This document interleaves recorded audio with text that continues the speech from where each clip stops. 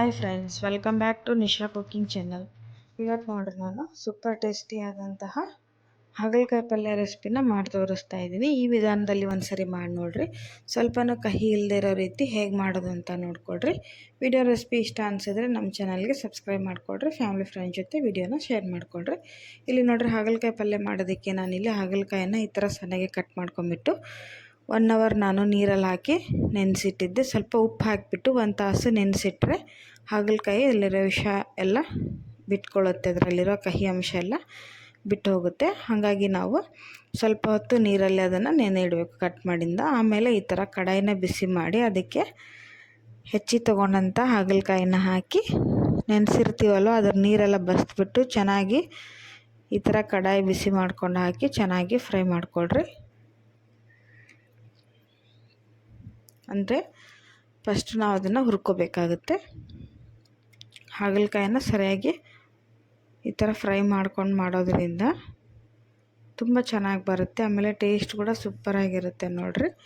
ಈ ಥರ ಒಂದು ಸರಿ ಟ್ರೈ ಮಾಡಿರಿ ನೀವು. ಫಸ್ಟು ಇದನ್ನು ಸರಿಯಾಗಿ ಫ್ರೈ ಮಾಡಿಕೊಳ್ರಿ.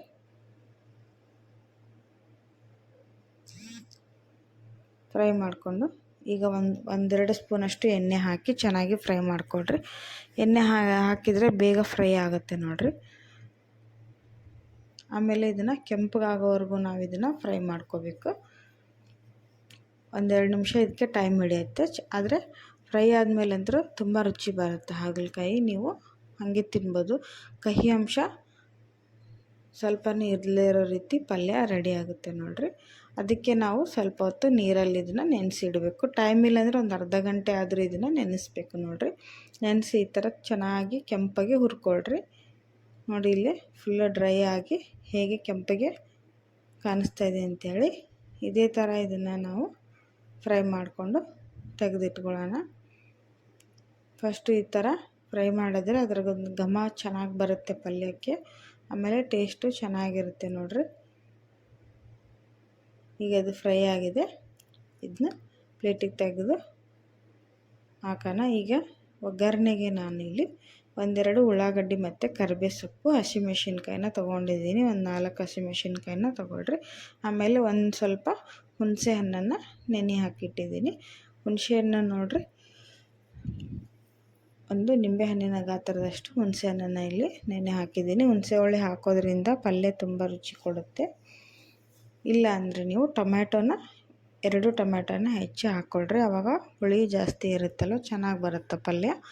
ಈಗ ನೋಡಿರಿ, ಅದೇ ಕಡಾಯಿಗೆ ನಾನು ಬಿಸಿ ಮಾಡೋಕ್ಕಿಟ್ಟಿದ್ದೀನಿ. ಇದಕ್ಕೆ 1-2 ಟೇಬಲ್ ಸ್ಪೂನು ಎಣ್ಣೆ ಹಾಕ್ರಿ ಒಗ್ಗರಣೆಗೆ. ಎಣ್ಣೆ ಕಾದ್ಮೇಲೆ ಇದಕ್ಕೆ ಸಾಸಿವೆ ಜೀರಿಗೆ ಹಾಕಿ ಒಗ್ಗರಣೆಗೆ ಸಾಸಿವೆ ಜೀರಿಗೆ ನೋಡಿರಿ ಈ ಥರ ಚಿಟ್ಪಟ ಸಿಡಿದ್ಮೇಲೆ ನಾವು ಕಟ್ ಮಾಡಿ ತೊಗೊಳಂಥ ಹಸಿಮೆಣ್ಸಿನ್ಕಾಯಿನ ಹಾಕ್ಕೊಳ್ರಿ. ಆಮೇಲೆ ಒಗ್ಗರಣೆಗೆ ಸ್ವಲ್ಪ ಕರಿಬೇವು ಸೊಪ್ಪನ್ನು ಹಾಕಿ ಸ್ವಲ್ಪ ಚೆನ್ನಾಗಿ ಫ್ರೈ ಮಾಡಿಕೊಳ್ರಿ. ಈ ಹಸಿಮೆಣ್ಸಿನ್ಕಾಯಿ ಸ್ವಲ್ಪ ಸರಿಯಾಗಿ ಫ್ರೈ ಮಾಡಿಕೊಳ್ರಿ, ಆವಾಗ ಟೇಸ್ಟ್ ಚೆನ್ನಾಗಿರುತ್ತೆ. ಈಗ ಕಟ್ ಮಾಡಿ ತೊಗೊಳಂಥ ಉಳ್ಳಾಗಡ್ಡಿನ ಹಾಕ್ತಾಯಿದ್ದೀನಿ ನಾನು. ಉಳ್ಳಾಗಡ್ಡಿನೂ ಸಹಿತ ಚೆನ್ನಾಗಿ ಕೆಂಪಗೆ ಫ್ರೈ ಮಾಡಿಕೊಳ್ರಿ. ಉಳ್ಳಾಗಡ್ಡಿ ಹಸಿ ವಾಸನೆ ಹೋಗಬೇಕು, ಆಮೇಲೆ ಕೆಂಪಗೆ ಫ್ರೈ ಆಗಬೇಕು ನೋಡಿರಿ. ಹಂಗೆ ಫ್ರೈ ಮಾಡಿಕೊಳ್ರಿ ಈ ಥರ ನೋಡಿ. ಈಗ ಇದಕ್ಕೆ ನಾನು ಹುರಿದಂತಹ ಹಾಗಲಕಾಯಿನ ಹಾಕ್ತಾಯಿದ್ದೀನಿ. ಹಾಕಿ ಇದನ್ನು ಸಹಿತ ಚೆನ್ನಾಗಿ ಫ್ರೈ ಮಾಡಿಕೊಳ್ರಿ. ಒಗ್ಗರಣೆಯಲ್ಲಿ ಚೆನ್ನಾಗಿ ಹುರ್ಕೊಳ್ರಿ ಹಾಗಲಕಾಯಿನ. ಈ ಪಲ್ಯ ಭಾಳ ಅಂದ್ರೆ ಭಾಳ ಚಲೋ ಬರುತ್ತೆ ನೋಡಿರಿ. ಟೇಸ್ಟ್ ಅಂತೂ ಭಾಳ ಮಸ್ತ್ ಇರುತ್ತೆ. ರೊಟ್ಟಿ ಜೊತೆ ಅಂತೂ ಭಾಳ ಚಲೋ ಇರುತ್ತೆ ನೋಡಿರಿ. ಇದಕ್ಕೆ 1 ಸ್ಪೂನಷ್ಟು ಈಗ ಅರಿಶಿನ ಪುಡಿ ಹಾಕ್ತಾಯಿದ್ದೀನಿ ನಾನು. ಆಮೇಲೆ ಇಲ್ಲಿ ಇದು 1 ನಿಮಿಷ ಫ್ರೈ ಆಗಲಿ. ಇಲ್ಲಿ ನಾನು ಅದಕ್ಕೆ ಹಾಕೋದಕ್ಕೆ ಮಸಾಲೆ ರೆಡಿ ಮಾಡ್ತಾಯಿದ್ದೀನಿ. ಪೌಡ್ರು ಸ್ವಲ್ಪ ಕಾಯಿ ತುರಿನ ತೊಗೊಂಡಿದ್ದೀನಿ, ಅಂದರೆ ಒಣ ಕೊಬ್ಬರಿ ಸೂಸ್ಲ ತೊಗೊಂಡಿದ್ದೀನಿ. ಇದಕ್ಕೆ 1 ಗೆಡ್ಡೆ ಬೆಳ್ಳುಳ್ಳಿನ ಹಾಕ್ರಿ. ಆಮೇಲೆ 1-2 ಸ್ಪೂನಷ್ಟು ಖಾರದ ಪುಡಿನ ಹಾಕಿ ಈಗ ಇದನ್ನು ನೈಸಾಗಿ ಪೌಡ್ರ್ ಮಾಡ್ಕೋಬೇಕು ನಾನು. ಖಾರಕ್ಕೆ ತಕ್ಕಂಗೆ ಖಾರದ ಪುಡಿನ ಹಾಕ್ರಿ. ಹಾಕಿ ಈಗ ನೋಡ್ರಿ ಈ ಥರ ನೈಸಾಗಿ ಪೌಡ್ರ್ ಮಾಡ್ಕೊಂಬಂದ್ಮೇಲೆ ಇದಕ್ಕೆ ಒಂಚೂರು ರುಚಿಗೆ ತಕ್ಕಷ್ಟು ಉಪ್ಪನ್ನು ಹಾಕಿ ಮತ್ತು ಇದನ್ನು ನೈಸಾಗಿ ಪೌಡ್ರ್ ಮಾಡ್ಕೊಂಬರೋಣ.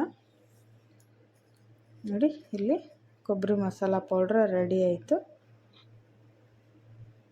ಇದನ್ನೀಗ ಸೈಡಿಗೆ ಎತ್ತಿಟ್ಕೊಳ್ಳೋಣ. ಇಲ್ಲಿ ನೋಡಿರಿ ಹಾಗಲಕಾಯಿ ಫ್ರೈ ಆಗಿದ್ದೇನೆ ಇಲ್ಲ ಅಂತ ಇನ್ನೊಂದು ಸರಿ ನೋಡ್ಕೊಳ್ರಿ. ಇಲ್ಲಿ ಲೋ ಫ್ಲೇಮಲ್ಲಿ ಇಟ್ಕೊಂಡು ಚೆನ್ನಾಗಿ ಇದನ್ನು ಫ್ರೈ ಮಾಡಿದ್ದೀನಿ. ಇದಕ್ಕೆ ಇವಾಗ ರುಬ್ಬಿ ತೊಗೊಂಬಂದಂಥ ಕೊಬ್ಬರಿ ಪುಡಿನ ಹಾಕ್ತಾಯಿದ್ದೀನಿ. ನಾನು ಗ್ರೈಂಡ್ ಮಾಡಿ ತೊಗೊಂಬಂದಂಥ ಕೊಬ್ಬರಿ ಪೌಡ್ರನ್ನ ಹಾಕ್ಕೊಳ್ರಿ. ನಿಮ್ಮ ಪಲ್ಯ ಎಷ್ಟು ಬೇಕೋ ನೋಡ್ರಿ ಅಷ್ಟು ಪೌಡ್ರನ್ನು ಇಲ್ಲಿ ಹಾಕ್ಕೊಳ್ರಿ. ನಾನು 3 ಸ್ಪೂನಷ್ಟು ಹಾಕಿದ್ದೀನಿ.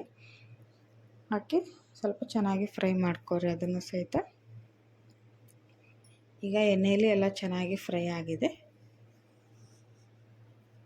ನಿಮಗೆ ಖಾರ ಎಕ್ಸ್ಟ್ರಾ ಬೇಕಂದರೆ ಖಾರದ ಪುಡಿನ ನೀವು ಸೇರಿಸ್ಬೋದು. ಇಲ್ಲಿ ನಾನು ಹುಣಸೆಹಣ್ಣು ನೆನೆ ಇಟ್ಟಿದ್ದೀನಿ, ಅದು ನೀರನ್ನು ಹಾಕ್ತಾಯಿದ್ದೀನಿ, ಹುಣಸೆ ಹುಳಿನ ಹಾಕ್ತಾಯಿದ್ದೀನಿ ನಾನು. ಹಾಕಿ ಅದನ್ನು ಸಹಿತ ಚೆನ್ನಾಗಿ ಮಿಕ್ಸ್ ಮಾಡಿ ಇದನ್ನು ಸ್ವಲ್ಪ ಬೇಯಕ್ಕೆ ಬಿಟ್ಬಿಡೋಣ. 1 ನಿಮಿಷ. ನೀವು ನೀರು ಬೇಕಾದರೆ ಆ್ಯಡ್ ಮಾಡ್ಕೋಬೋದು, ಇಲ್ಲಾಂದರೆ ಹುಳಿ ಹಾಕಿರ್ತೀರ, ಹುಳಿ ನೀರು ಅದರಲ್ಲೇ ಇದು ಬೆಂದಿರುತ್ತೆ. ಈಗ ನೋಡಿರಿ ಸ್ವಲ್ಪ ಹುಳಿಗೆ ಹಾಕಿದ ಮೇಲೆ ಚೂರು ರುಚಿಗೆ ತಕ್ಕಷ್ಟು ಬೆಲ್ಲನ ಹಾಕ್ತಾಯಿದ್ದೀನಿ ನಾನು. ಹುಣಸೆ ಹುಳಿ ಹಾಕಿಂದ ಸ್ವಲ್ಪ ಬೆಲ್ಲ ಹಾಕ್ರಿ, ಆವಾಗ ಟೇಸ್ಟ್ ಅದು ಭಾಳ ಮಸ್ತ್ ಬರುತ್ತೆ. ಯಾಕಂದ್ರೆ ಹುಳಿ ಹಾಕಿಂದ ಸ್ವಲ್ಪ ಬೆಲ್ಲ ಹಾಕಲೇಬೇಕು ನಾವು, ಆವಾಗ ತುಂಬ ರುಚಿಯಾಗಿರುತ್ತೆ ನೋಡ್ರಿ ಹಾಗಲಕಾಯಿ ಪಲ್ಯಕ್ಕೆ. ಸ್ವಲ್ಪ ನಾನಿಲ್ಲಿ ಒಂದು ಸ್ವಲ್ಪ ನೀರು ಹಾಕಿಬಿಟ್ಟು ಇದನ್ನು ಚೆನ್ನಾಗಿ 1-2 ನಿಮಿಷ ಈ ಥರ ಕುದಿಸ್ಕೊಂಡಿದ್ದೀನಿ ನೋಡಿರಿ, ಆವಾಗ ಚೆನ್ನಾಗಿ ಬರುತ್ತೆ ಪಲ್ಯ ನೋಡಿ.